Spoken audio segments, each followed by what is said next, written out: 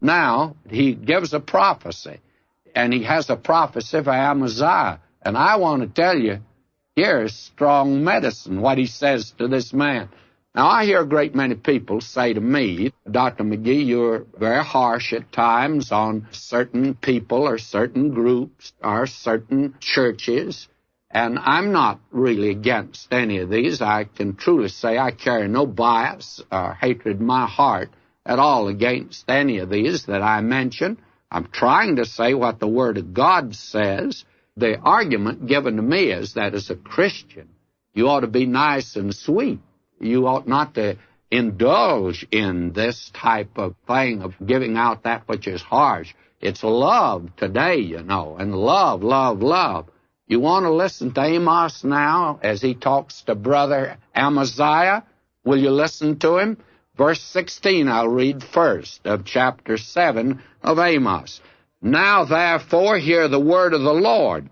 Thou sayest, prophesy not against Israel, and drop not thy word against the house of Isaac. Therefore thus saith the Lord. Now he says he has a word from God to this man Amaziah. Now will you listen to this? Thy wife shall be an harlot in the city, and thy sons and thy daughters shall fall by the sword, and thy land shall be divided by line, and thou shalt die in a polluted land, and Israel shall go into captivity away from his land. Now, my friend, that is a very disturbing prophecy, and it's a very strong prophecy, and it was a true prophecy, because when Assyria came down, this is what they did with the women. They were made harlots. And the sons and daughters were destroyed, and those that were not were taken into captivity. And this old priest of Baal, of the golden calf, he was taken into Assyrian captivity.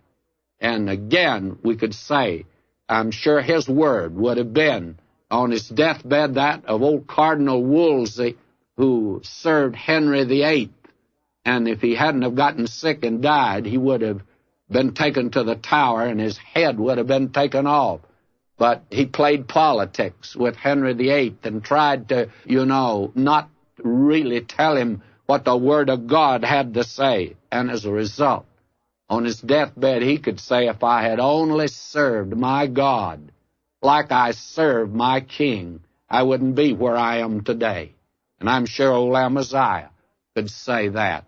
If we don't give out the Word of God, those of us that are called to the ministry today, there's no reason for us to point our fingers at Washington and say that you're failing up yonder in Washington, you're a bunch of politicians, and you're jeopardizing our nation today.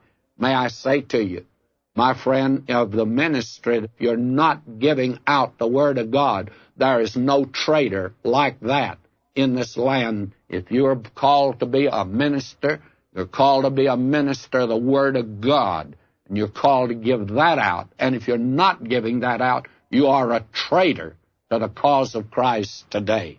May I say that's pretty strong also. I'm sure I'll get some letters on that, but what we are interested in are letters. We hope all of you will write.